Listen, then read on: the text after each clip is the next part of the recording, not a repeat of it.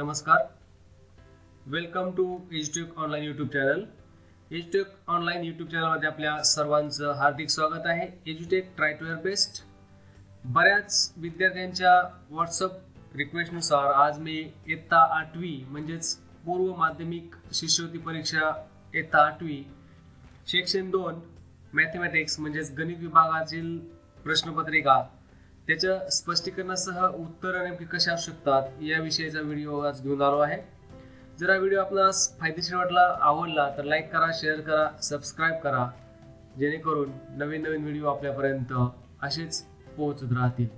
चला तर मग सुरू करूया आजचा हा अतिशय महत्त्वाचा व्हिडिओ. व्हिडिओचा विषय आहे पूर्व माध्यमिक शिष्यवृत्ती परीक्षा 2021 उत्तरपत्रिका विषय गणित. आता पहा, ही पूर्व माध्यमिक शिष्यवृत्ती परीक्षा 8वी मे 2021 म्हणजे झाली होती. आता लेटेस्ट मागच्या महिन्यामध्ये ही परीक्षा घेण्यात आली होती कोरोना कालावधीमुळे. तर आता आपण बघणार आहोत, त्या सूचना आहेत काही, त्या सूचना आपण इथं घेत बसत नाही आहोत. पुढे जाऊया डायरेक्ट सेक्शन 2ला. विभाग 2 26 नंबरचा प्रश्न आपण बघणार आहोत. प्रश्न आहे 1/a-b अधिक 1/b-a बरोबर किती. या प्रश्नाचं उत्तर आपल्याला काढायचं आहे. या प्रश्नाचं उत्तर काढण्यासाठी आपल्याला सिंपल एकदम सगळ्यांना समजेल अशा प्रकारचं हे स्पष्टीकरण पहा. बघा, उदाहरण होतं आपलं 1/1-b अधिक 1/, या ठिकाणी बघा आपलं उदाहरण आहे 1/a-b अधिक 1/b-a बरोबर किती असा प्रश्न विचारलेला आहे. याचा तिरकस गुणाकार करायचा आहे. 1 न b-ला गुणलं, इथं लिहिलेलं आहे मी b-a अधिक चिन्ह दिलं a-b आणि या छेदाचा गुणाकार छेदस्थानी मांडलेला आहे. हा पहा, या ठिकाणी अशा पद्धतीने हा गुणाकार मांडायचा आहे. गुणाकार मांडल्यानंतर अंशस्थानाची जी संख्या आहे ती आपण मांडून घेतली b-a अधिक a-b. आता पहा, या ठिकाणी b आणि ऋण b 0 होईल, वजा a अधिक a हे सर्व चारही संज्ञा जे टर्म्स आहेत त्या कट होतील, म्हणजेच वरचं जे उत्तर असणार आहे ते 0 असेल. आणि हे 0 भागिले इतर कोणतीही संख्या असेल तर त्याचा भागाकार नेहमी 0 असतो. म्हणून आपलं जे उत्तर येणार असेल तर तो पर्याय नंबर जो दिलेला असेल 0 तो आपल्याला तिथं उत्तर म्हणून येणार आहे. या ठिकाणी पर्याय क्रमांक 4 हे आपलं उत्तर असायला हवं. पर्याय क्रमांक 4. दोन सहमूळ संख्यांचा लसावी 910 असून त्यांची बेरीज 83 आहे, तर त्या दोन संख्यांमधील फरक किती येईल. आता दोन सहमूळ संख्या आहेत, त्यांचा लसावी 910 दिलेला आहे आणि बेरीज 83 आहे, तर त्या दोन संख्यांमधील फरक किती असं विचारलेलं आहे. तर त्या दोन संख्यांमधील फरक काढण्यासाठी आपल्याला सर्वात प्रथम लसावी दिलेला आहे, म्हणून त्या दोन संख्या आपण अगोदर दोन संख्या शोधूया. या ठिकाणी 910 हा लसावी आहे. लसावी म्हणजेच काय, तर दोन अशा संख्या आहे की ज्यांचा गुणाकार 910 येतो. आता या मूळ संख्या सहमूळ संख्या आहेत, याचा अर्थ त्या दोन्ही संख्यामधील कॉमन फॅक्टर सामायिक विभाजक हा 1 आहे, म्हणून त्या सहमूळ संख्या आहेत. आता जर नीट विचार केला तर 13×7=91, 910 हा गुणाकार येतो आणि दुसरी जी 8 दिलेली आहे ती आहे सम, म्हणजे त्यांची बेरीज ही 83 येते, म्हणून या दोन्ही संख्या बरोबर आहेत. आता त्यांच्यातला फरक विचारला आहे, म्हणून 70 वजा 13 हा आपला डिफरन्स येतो 53 नाही 57 हा आपला डिफरन्स असणार आहे 57. तर हे उत्तर आपलं 57 हा पर्याय जिथं असेल ते उत्तर आपलं बरोबर. 70 मधून 13 वजा केल्यास वजा येतं, उत्तर येतं वजाबाकी येते 57. हा पर्याय आपला बरोबर आहे. जाऊया पुढच्या प्रश्नाकडे.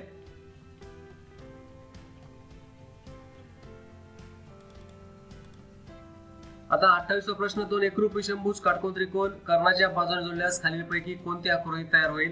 दोन अचूक पर्याय निवडा असं म्हटलेलं आहे.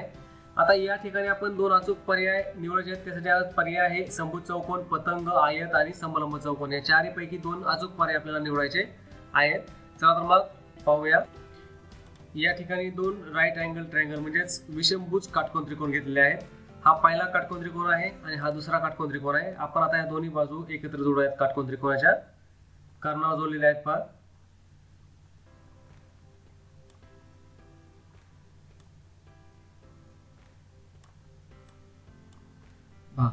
अशा पद्धतीने जोडलं तर ही जी आकृती तयार झाली आहे पूर्ण पहा, ही जी आकृती तयार झाली ती आहे पहिली आयत.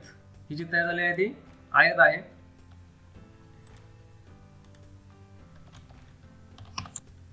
पहिली बनणार आहे आयत ही आकृती, हा पर्याय बरोबर. आणि दुसरी जी बनणार आहे ती पतंग आकृती.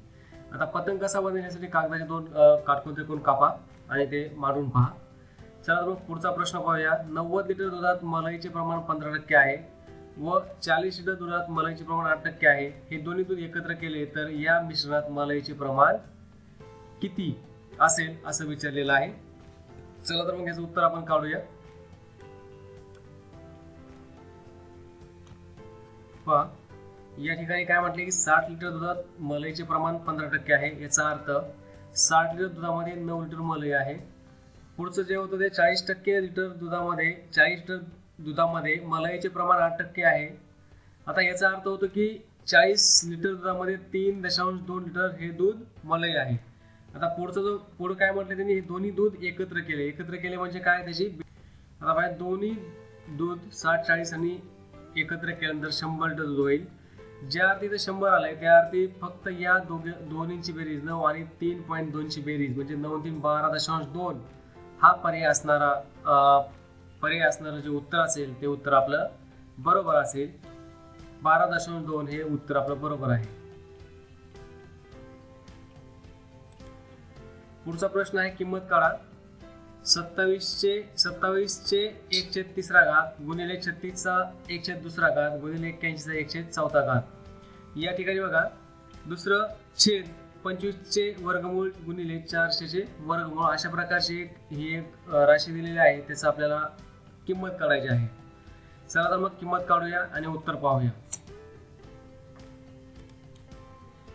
पहा, 27चं घनमूळ 36चं वर्गमूळ आणि 81चं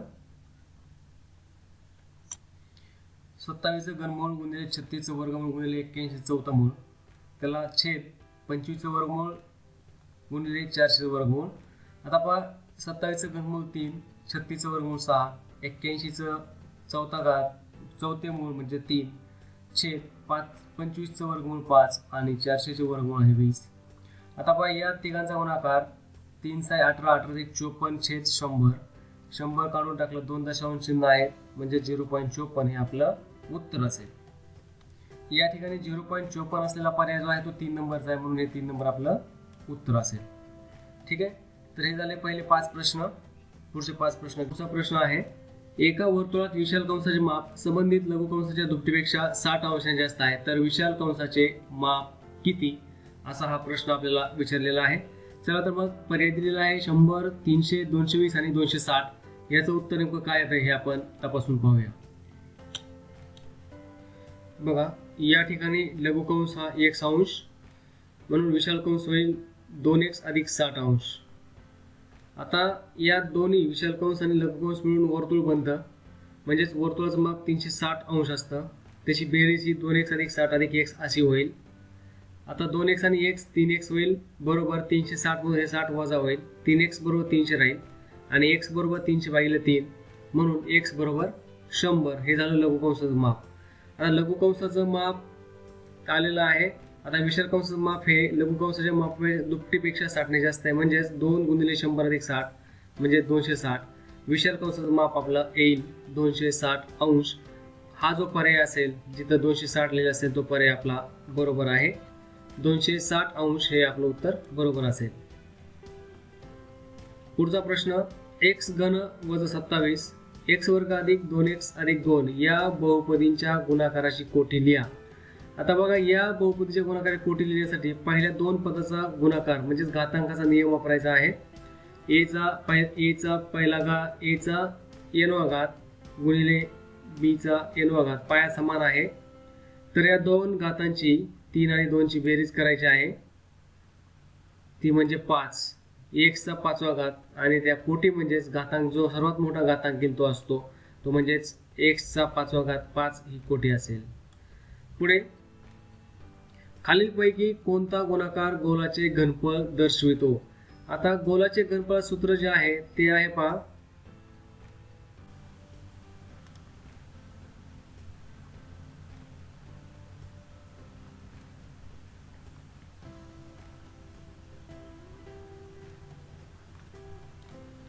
या ठिकाणी गोलाच्या घनफळाचे सूत्र माहित असणे आवश्यक आहे. गोलाच्या घनफळ सूत्र आहे 4/3 पाय आर घन, अशा प्रकारचे सूत्र असतं.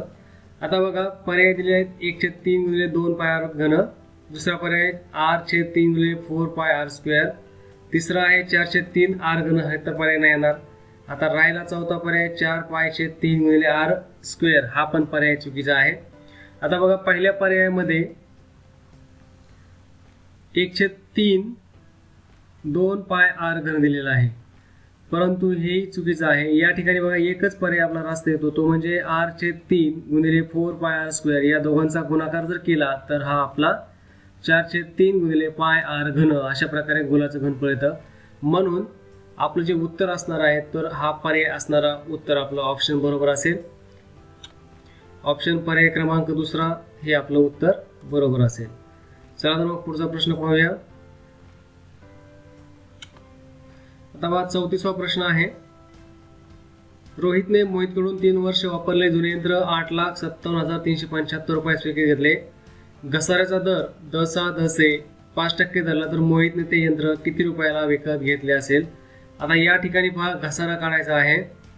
3 वर्ष जुने यंत्र घेतलेलं आहे, त्यासाठी तुम्हाला प्रत्येक वर्षाचं 5% घसारा रक्कम कमी कमी होत जाईल अशा पद्धतीने मांडून काढायचं आहे. तर त्याचं उत्तर जे आहे ते 10 लाख रुपये हे उत्तर येतं, 10 लाख रुपये. आता पुढचा प्रश्न घेऊया. a वजा b कंस वर्ग वजा 17 a वजा b वजा 60 या त्रिपदीचे अवयव खालीलपैकी कोणते आहेत असं विचारलेलं आहे. पर्याय 1 a वजा b वजा 12, दुसऱ्या कंसात a वजा b अधिक 5, दुसरा पर्याय आहे a वजा b अधिक 12 a वजा b वजा 5, तिसरा पर्याय आहे a वजा b अधिक 20 आणि a वजा b वजा 3. तर या ठिकाणी बघा 17 आणि 60, 17 ही बेरीज झाली पाहिजे आणि 60 हा गुणाकार आला पाहिजे. तर 20 आणि 3 या दोन संख्या लक्षात घ्यायच्या. 20 आणि 3 या तिन्हींचा गुणाकार 60 येतो, म्हणजेच मोठी संख्या जी आहे ती मधली संख्या चिन्ह वजा असेल आणि अधिक 3 असेल. तर या ठिकाणी तुम्हाला जे उत्तर येणार आहे 20 आणि 3 हे पर्याय असलेलं उत्तर तुम्हाला शोधायचं आहे. वजा 20 आणि अधिक 3, तर तो पर्याय क्रमांक आहे 4. पुढचं गणित, पुढचा जो प्रश्न होता तो आहे 36 नंबरचा. 3x अधिक 7 ही समसंख्या आहे, तर x या संख्येचा वर्ग खालीलपैकी कोणती संख्या असेल. आता 3x अधिक 7 ही समसंख्या आहे, याचा अर्थ जर नीट समजून घेतला तर 3x ही विषम संख्या होते. आणि समजा जर मी इथं 9 घेतलं, 3 घेतलं, 3 गुणिले 3 म्हणजे 16, तर 16चा वर्ग किंवा समसंख्या आहे, तर x या संख्येचा वर्ग खालीलपैकी कोणती संख्या असेल. तर विषम संख्या ही विषम संख्या असेल 3, x ही विषम संख्या असेल, तर विषम संख्येचा वर्ग हा नेहमी विषम संख्याच असतो हे आपल्याला माहिती आहे. म्हणून पर्याय क्रमांक 1 हे आपलं उत्तर असेल. प्रश्न क्रमांक 37 आहे.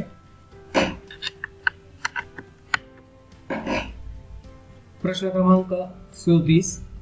अब्दुलने A गावापासून B गावापर्यंत जाण्यासाठी एकूण अंतराचे 2/5 भाग मोटारीने व 1/2 भाग बसने पार केले, तरी अजून B गाव 15 किलोमीटर दूर आहे. तर A व B गावामधील अंतर किती असेल. पर्याय 1 105 किलोमीटर, पर्याय 2 450 किलोमीटर, पर्याय 3 75 किलोमीटर आणि पर्याय 4 150 किलोमीटर.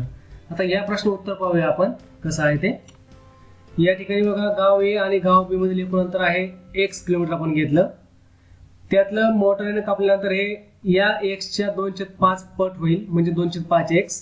बसने कापल्यानंतर होईल x/2 आणि कापायचे बाकी अंतर आहे 15 किलोमीटर. तर या दोन्ही गावामधील एकूण अंतर होईल मोटारीने कापल्यानंतर, बसने कापल्यानंतर आणि कापायचे राहिलेले किती आहे त्यांची बेरीज. ती बेरीज मानली x बरोबर 2/5x अधिक 1/2x अधिक 15.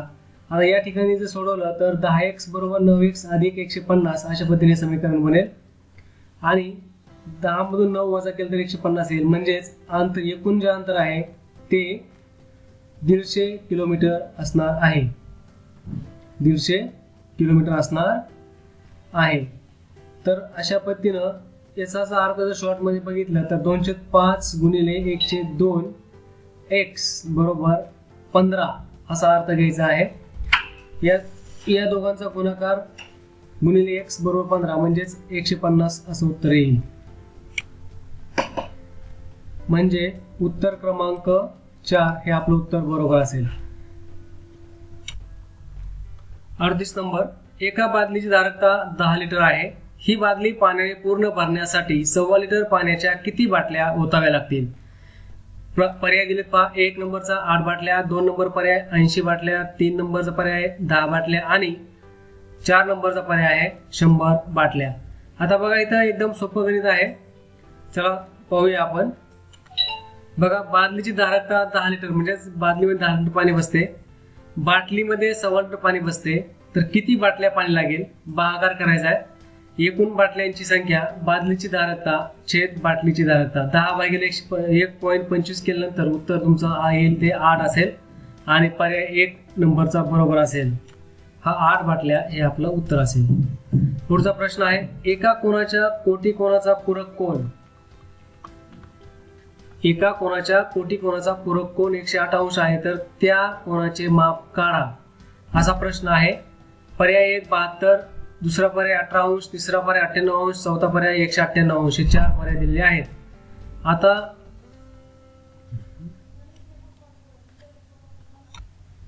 प्रश्न 39, एका कोनाच्या कोटी कोनाचा पूरक कोन 108 अंश आहे तर त्या कोनाचे माप काढा. पर्याय 1 72 अंश, पर्याय 2 180 अंश, पर्याय 3 98 अंश आणि 4 नंबरचा पर्याय 198 अंश. या प्रश्न उत्तर शोधूया. बघा या ठिकाणी आकृतीमध्ये x हा एक कोन दाखवला आहे आणि हा दुसरा कोन जो असेल तो हे दोन कोन एकमेकांचे कोटी कोन आहेत. जर हा पहिला x असेल तर दुसरा 90 - x होईल आणि या कोनाचा म्हणजे कोटी कोनाचा हा जो कोन असेल इकडचा तो पूरक कोन होईल. म्हणून आपल्याला समीकरण करावं लागेल 90 - x अधिक 108 बरोबर 180. पूरक कोन आहेत म्हणून 180 अंश बेरीज.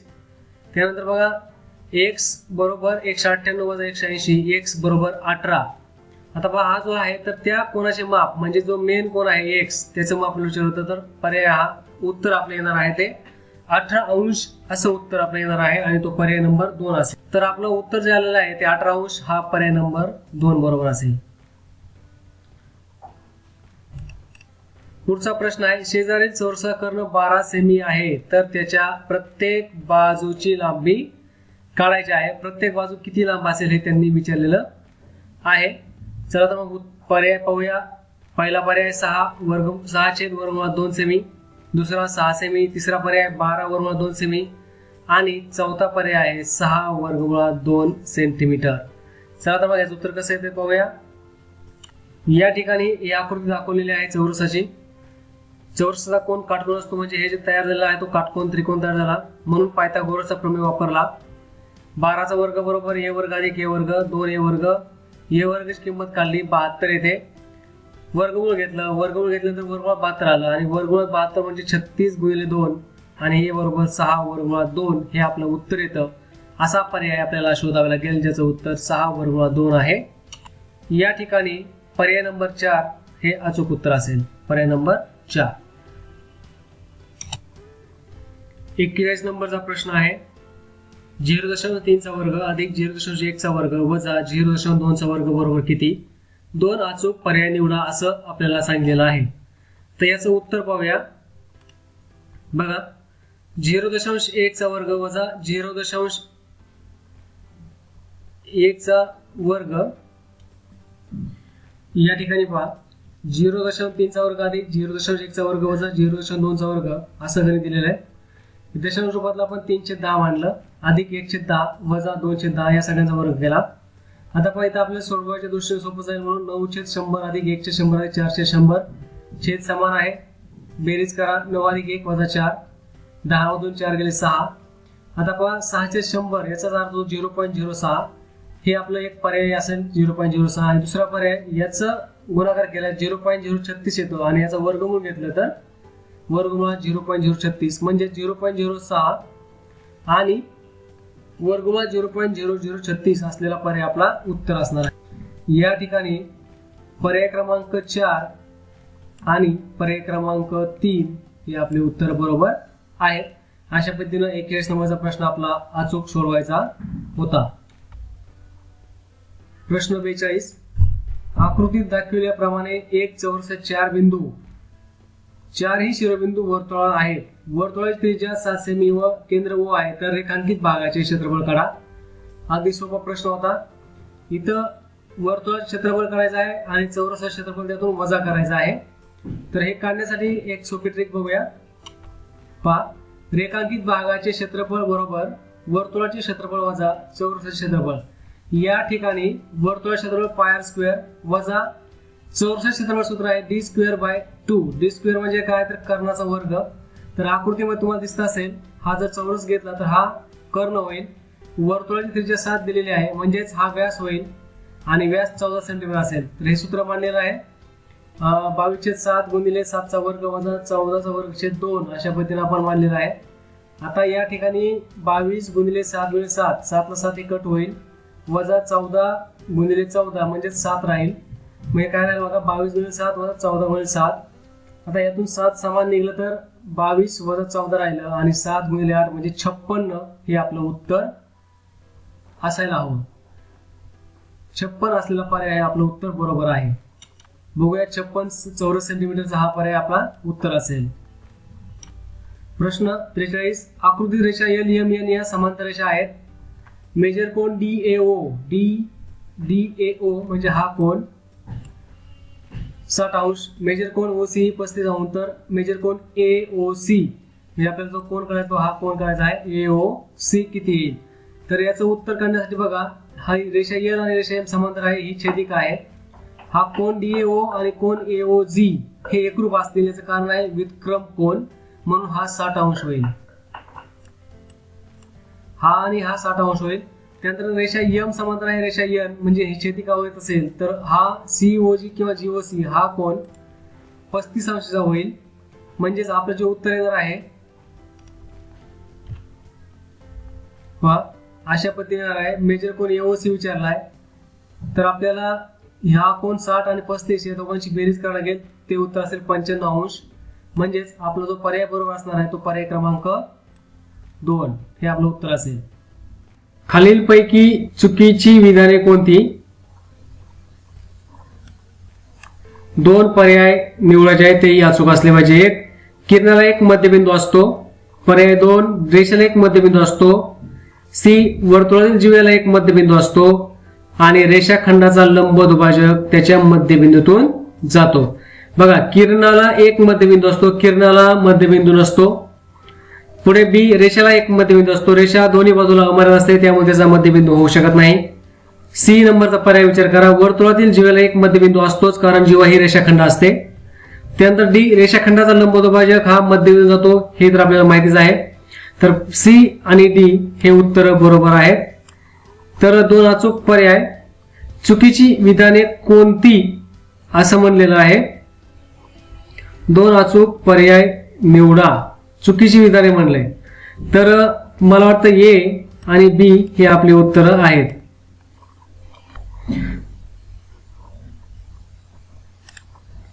या ठिकाणी A हे चुकीचं उत्तर आहे आणि B सुद्धा चुकीचं उत्तर आहे. म्हणून पर्याय निवडताना आपलं उत्तर असणार आहे नंबर 1 आणि नंबर 2. अशा पद्धतीने आपलं उत्तर नोंदवायचं होतं. प्रश्न क्रमांक 45. 1 + 64 A वर्ग B वर्ग ही बैजिक राशी पूर्ण वर्ग होण्यासाठी खालीलपैकी कोणते मध्यपद घ्यावे लागेल. तर या प्रश्न उत्तर आहे 16AB आणि वजा 16AB.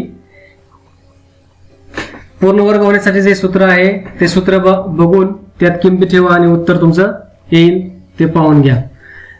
पुढचा प्रश्न आहे, आकृतीतील त्रिकोण ABC व त्रिकोण DCB कोणत्या कसोटीने एकरूप होतात. कसोटी विचारलेली आहे.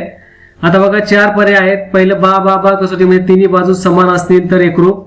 दुसरं बा को म्हणजे बाजू कोन आणि कोन, एक बाजू 2 कोन हे एकरूप असतील तर ही कसोटी लागू होते. तिसरी पर्याय को बा को 2 कोणामधील बाजू एकरूप असतील तर को बा को. आणि चौथी कसोटी आहे बा को बा म्हणजे पहिली बाजू नंतरचे कोन आणि बाजू हे जर एकरूप असतील बा को बा कसोटी.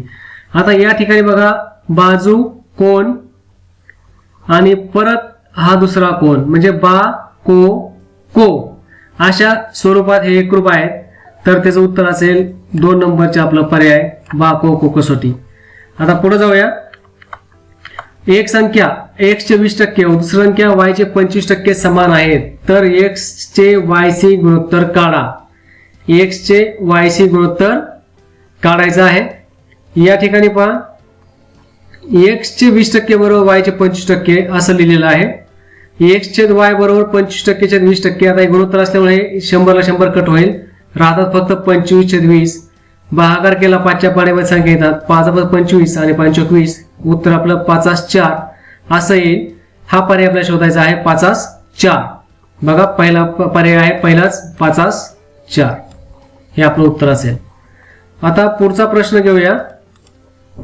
एका वर्गातील 20 विद्यार्थ्यांचे वजन पूर्ण किलोग्राम मध्ये खालील प्रमाणे आहे. त्यावरून विद्यार्थ्यांच्या वजनाचे मध्यमान काढा. 2 अचूक पर्याय आपल्याला इथे निवडायचे आहेत. इथे विद्यार्थ्यांचे वजन दिलेले आहे आणि वारंवारता दिलेली आहे. चला तर मग पाहूया हा पुढचा प्रश्न.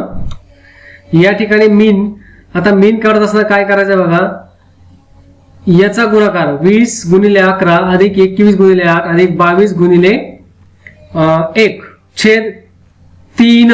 3 म्हणजे काय, तर हे जे विद्यार्थी आहेत ते 20 आहेत टोटल, त्या 20 ने भागायचं आहे, 3 ने भागायचं नाही. तर ते तिघांची बेरीज करायची आहे. तर 220 122 छेद 20 410 भागिले 20 उत्तर येईल 20.5 किंवा 20 किलोग्राम 500 ग्रॅम हे आपलं उत्तर असेल. त्यात जे पर्याय असतील हे 20 25 किलो चे पर्याय आपल्याला शोधायचे आहेत. चला तर मग पाहूया. या ठिकाणी पहिला जो 20 किलोग्राम 500 ग्रॅम हा एक पर्याय आणि 20.5 किलोग्राम हा एक पर्याय अचूक आहे. दोन्ही पर्याय बरोबर आहेत.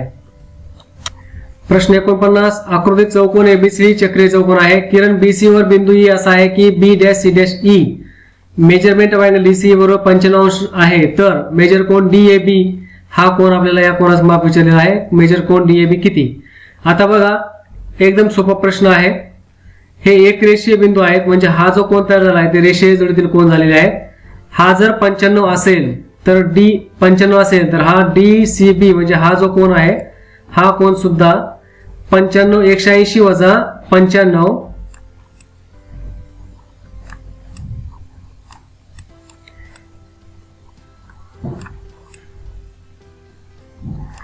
म्हणजेच 85 अंश असेल.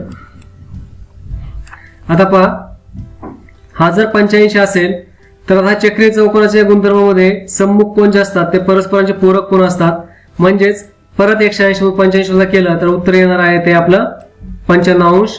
हे उत्तर आपलं बरोबर असेल. पुढचं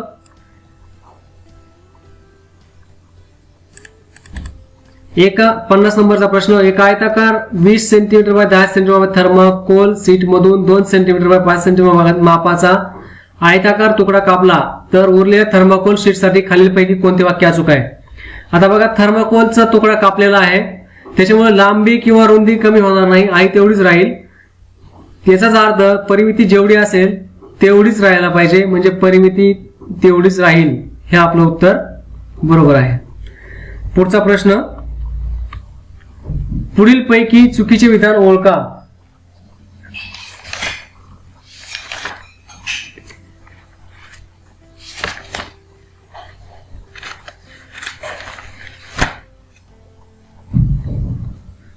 पुढीलपैकी चुकीचे विधान ओळखा. ए. प्रत्येक मूळ संख्या ही नैसर्गिक संख्या असते.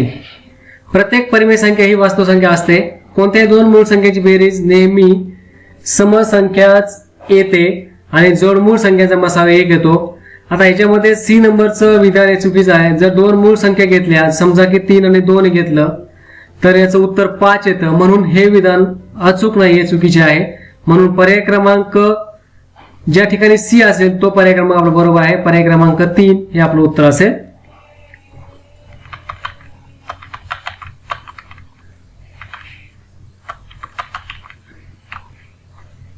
आता पहा या ठिकाणी प्रश्न आहे 52. आकृती रेषा एल व एम परस्पर ओ बिंदू छेदतात तर वाय ची किंमत आपल्याला काढायची आहे. आता पहा रेषेचे गुणधर्म जर आपण नीट समजून घेतले. आता हा जो कोन आहे ओ कोन, याच्या इथं हा विरुद्ध कोन तयार झाला, हा 34 अंश झाला. रेषा L आणि रेषा M छेदलेली आहे. हा जो कोण तयार होईल Y आणि हा O चा, तर तो होईल रेषेजोडील कोण. आता 180 मधून जर 34 वजा केले तर उत्तर येणार आहे 146.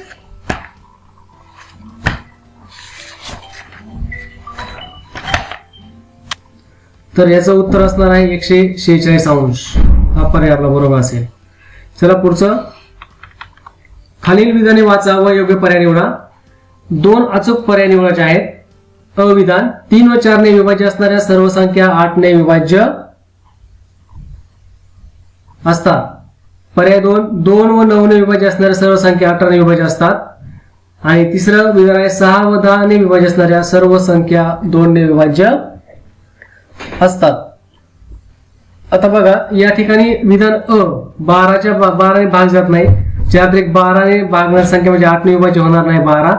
म्हणजेच पहिलं जे विधान आहे विधान अ अयोग्य आणि विधान 2 आणि ब आणि क विधान योग्य आहे. पुढे जाऊया.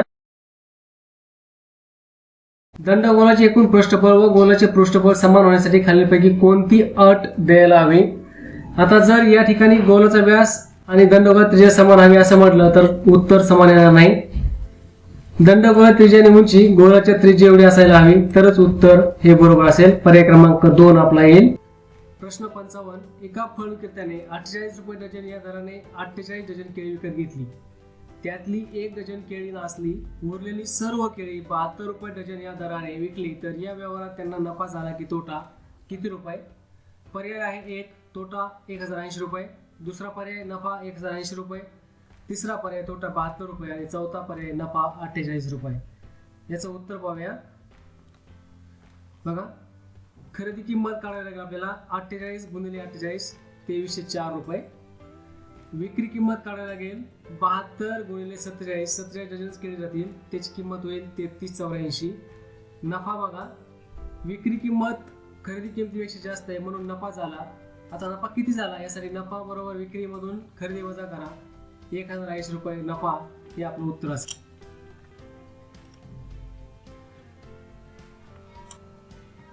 या ठिकाणी बघा टाकी भरण्यासाठी लागणारा वेळ काढू. अगोदर पूर्ण टाकी भरायला किती वेळ लागेल तो धारक छेद वेळ 108 गुणिले 1000 आणि तासामध्ये रूपांतर केलंय 60 गुणिले 60 हा छेदस्थानी आहे.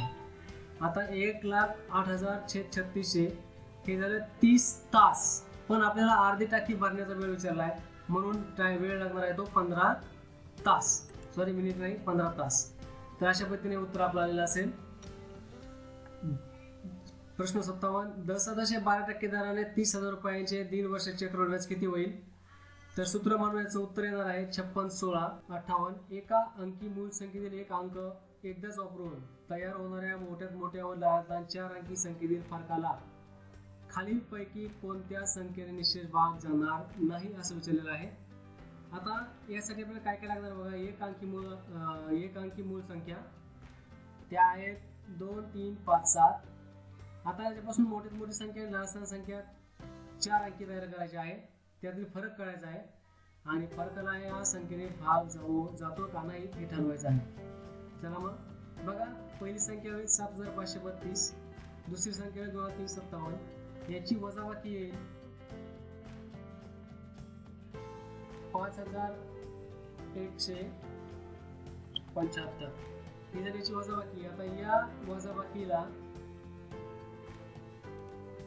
7 या संख्येने भाग जाणार नाही. बाकी तिन्ही संख्येने 3 ने पण भाग जातो, 5 ने पण भाग जाईल, 9 ने पण भाग जाईल. फक्त जाणार नाही 7 ने म्हणून आपलं उत्तर असेल 4 7. चला पुढचा प्रश्न बघूया. खालीलपैकी कोणता संख्या समूह पायथागोरसचे त्रिकूट नाही. आता पायथागोरस त्रिकूट म्हणजे काय की मोठ्या बाजूचा वर्ग हा इतर दोन बाजूंच्या वर्गाच्या बेरजे एवढा आला पाहिजे. आता 3 4 5 याच्यामध्ये मोठी बाजू जर विचारात घेतली तर 5 आहे 25 येतो. 3 चा वर्ग 9 आणि 4 16 9 25 होतं. या ठिकाणी 5 13 आणि 14 ही संख्या आहे बघा. 14 चा वर्ग 196, 13 चा वर्ग 174 आणि 5 25. तर या ठिकाणी उत्तर जुळत नाहीये, 196 येत नाही, म्हणजे 4 नंबरचा पर्याय हे पायथ्यावर त्रिकोट असणार नाही. प्रश्न 60, ऋण 119/13 ही परिमेय संख्या आहे ज्या दोन पूर्णांकाच्या दरम्यान आहे, त्या पूर्णांकांचा गुणाकार किती? आता पहा, ही एक परिमेय संख्या आहे आणि ती येते ती 9 आणि 10 या पूर्णांकाच्या दरम्यान, ऋण पूर्णांकादरम्यान येते. त्यांचा गुणाकार केला असता ऋण 9 गुणिले ऋण 10 बरोबर 90 हा गुणाकार येतो. म्हणजेच आपला जो पर्याय असेल तो 90 हा पर्याय आपला अचूक असेल. म्हणजेच हा 2 नंबरचा पर्याय आपला उत्तर असेल. पुढचं 61 नंबर, 169चा वर्ग वजा 1 छेद 13चा वर्ग वजा 1 याचं उत्तर किती येतं?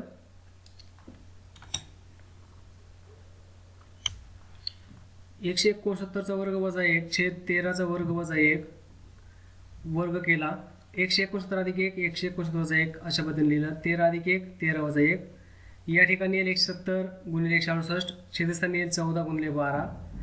14 आणि 12चा गुणाकार केला तर 168 येतो. म्हणजे ही जी संख्या आहे ती संख्या 1 होईल. राहिलं फक्त 170. 170 हे आपलं उत्तर असेल. म्हणून या ठिकाणी पर्याय क्रमांक 4 हे आपलं उत्तर बरोबर असेल. रिक्षावाल्या काकांना मला 7 रुपये सुट्टे द्यायचे होते. माझ्याकडे 1 रुपये 2 रुपये 5 रुपयाची पुरेशी नाणी होती, तर हे 7 रुपये किती प्रकारे देता येतील? तर एकूण 6 प्रकारे हे पैसे आपल्याला देता येतात. तर ते कसे? 1 रुपयाचे 2 रुपयाचे आणि 5 रुपयाचे कॉम्बिनेशन करून बघायचं आहे. उत्तर ते बरोबर येईल. ठीक आहे. पुढचा प्रश्न घेऊया. तर रिया आणि तिच्या 4 मैत्रिणींच्या वय सरासरी 24 वर्ष आहे. त्यांची वय अनुक्रमे 3m - 2 2m - 7 4m - 7 3m व 3m - 2 वर्ष आहे. तर m ची किंमत काढा. या ठिकाणी बघा, ह्या सगळ्या जर राशी एकत्रित मांडल्या तर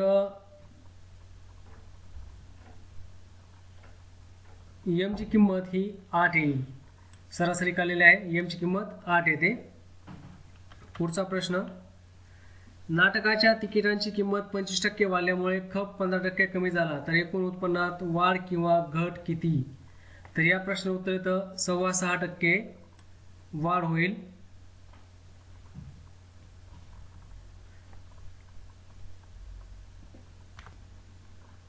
ए घन वजा 8b घनचे अवयव खालीलपैकी कोणते? या ठिकाणी पर्याय 1 दिलेला आहे, a वजा 2b, दुसऱ्या कंसात a वर्ग वजा 2ab अधिक 4b वर्ग. पर्याय दुसरा आहे a वजा 2b, a वर्ग वजा 2ab वजा 4b वर्ग. पर्याय तिसरा आहे a वजा 2b, a वर्ग अधिक 2ab अधिक 4b वर्ग. आणि पर्याय 4 आहे a वजा 2b, a वर्ग अधिक 2ab वजा 4b वर्ग. तर एक लक्षात घ्यायचं, जर हे वजा असेल तर पर्यायामध्ये दुसऱ्या कंसातील सगळ्या संज्ञा, सगळ्या राशी या प्लस असतात. म्हणून a वजा 2b आणि a वर्ग अधिक 2ab अधिक 4b वर्ग हे त्याचं उत्तर असेल. पुढे, एका इष्टिकाची ती ठोकळ्याची लांबी रुंदी उंची अनुक्रमे LBH आहे. LB 60, BH 24 आणि HL 40 आहे. तर त्या ठोकळ्याचे घनफळ काढायचं आहे. तर या ठोकळ्याचं जे घनफळ येणार आहे ते 240 घन सेंटीमीटर येणार आहे. सूत्र मांडून उत्तर काढा. त्यानंतर पुढचा प्रश्न आहे, खालील समीकरण सोडवा. x वजा 5 अधिक x अधिक 2 बरोबर 0 याचं उत्तर किती येतं हे आपल्याला विचारलं आहे. आता बघा, जर नीट विचार केला तर या प्रश्नाचं उत्तर 0 येईल. कसं? तर इथं येणार आहे 2x वजा 10 5x अधिक 10 आणि इकडे 0 असेल. म्हणजे 7x बरोबर 0 असं उत्तर असणार आहे. 7 गुणिले x बरोबर 0 म्हणजेच x बरोबर 0 असं हे उत्तर येईल. पुढे, त्रिकोण ABC बाजू AC हा व्यास घेऊन अर्धवर्तुळ काढले तर अर्धवर्तुळ परिमिती 72 एकक आहे. BC OC असेल तर त्रिकोण ABC ची परिमिती काढा. आता बघा, या ठिकाणी अर्धवर्तुळ आहे, त्याची परिमिती काढलेली दिलेली आहे 72 एकक. म्हणून व्यवस्थित उत्तर काढलं तर त्याचं उत्तर येतं 42 वर्गमुळात 3 अधिक 14 एकक अशा पद्धतीने उत्तर असेल. आता अतिशय ट्रिकी प्रश्न होता. एक्सचा 5वा घात वजा 4x या बहुपदी समरूप खालीलपैकी कोणते. आता या ठिकाणी बघा x 5वा, x 4था, x 3रा, x वर्ग वजा 4x अधिक c. आता इथे या ठिकाणी इथपर्यंत जायचं आहे आपल्याला. 1 0 0 0 वजा 4 या ठिकाणी 3 पर्यंत आपल्याला हे उत्तर येणं अपेक्षित आहे. तर घातांकाच्या उतरत्या क्रमाने संख्या मांडून घ्यायची ही पदावली आणि जे सहगुण असेल ते या क्रमाने मांडून घ्या. उत्तर तुमचं बरोबर असेल. सुरेश रावांनी एक वस्तू 1962 रुपयास विकल्याने त्यांना 9% नफा झाला तर वस्तूची खरेदी किंमत किती असं विचारलेलं आहे. 1962 रुपयाला विकल्याने त्यांना 9% नफा झाला तर वस्तूची खरेदी किंमत विचारलेली आहे. तर इथं उदाहरण सोडत असताना x चे 9% बरोबर 1962 असं करायचं आहे आणि x चे 9% केलं की उत्तर तुमचं 1800 रुपये हे येणार आहे. अशा पद्धतीने हे 1800 उत्तर असेल. आता या ठिकाणी 71वा प्रश्न. m व्यस्त चलनात n आहे. जर m बरोबर 30 तर n बरोबर 5 या चलनाचे समीकरण लिहा. आता व्यस्त चलन असल्यामुळे m आणि n चा गुणाकार हा कॉन्स्टंट येतो म्हणजेच काय mn बरोबर 150 हे आपलं समीकरण होईल. पुढं त्रिकोण PQR मध्ये कोण Q कोणाचे कोण दुभाजक बिंदूमध्ये छेदतात. मेजरमेंट ऑफ अँगल O 130 अंश आहे तर मेजर कोण P किती याचं उत्तर विचारलेलं आहे. तर बघा x अधिक y हे 50 आहे. x अधिक y हे 50 आहे. तर या ठिकाणी त्याचं उत्तर जे येणार आहे ते 80 अंश उत्तर येणार आहे. किती 80 अंश.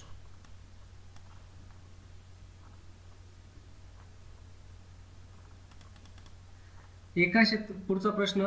एका शेतकऱ्यास एक कृषी पंप छापील किमतीवर 12% सूट मिळाली 6600 रुपयास मिळाला तर कृषी पंपाची छापील किंमत किती. आता बघा 12% सूट मिळाली याचा अर्थ काय होतो. 100 रुपयावर 12% सूट तर 6600 रुपयावर किती टक्के सूट असा त्याचा अर्थ आहे. तर त्याचं कॅल्क्युलेशन केल्यानंतर जे उत्तर येणार आहे ते तुमचं उत्तर असणार आहे 7500 रुपये. अशा पद्धतीनं साधं समीकरण मांडायचं आहे. प्रश्न 74-75 सूचना. एका व्यापारी सन 2017 मधील 3 महिन्यांची खरेदी विक्री स्तंभालेखाद्वारे दाखवली आहे. त्यावरून खालील प्रश्नांची उत्तरे लिहा. इथे एक स्तंभालेख दिलेला आहे. 3 महिन्यांची खरेदी विक्री दिलेली आहे. 1 सेंटीमीटरवर 1000 रुपये असं त्याचं प्रमाण घेतलेलं आहे. y अक्षावर खरेदी विक्री आहे दर आणि महिने दाखवले 3 महिने.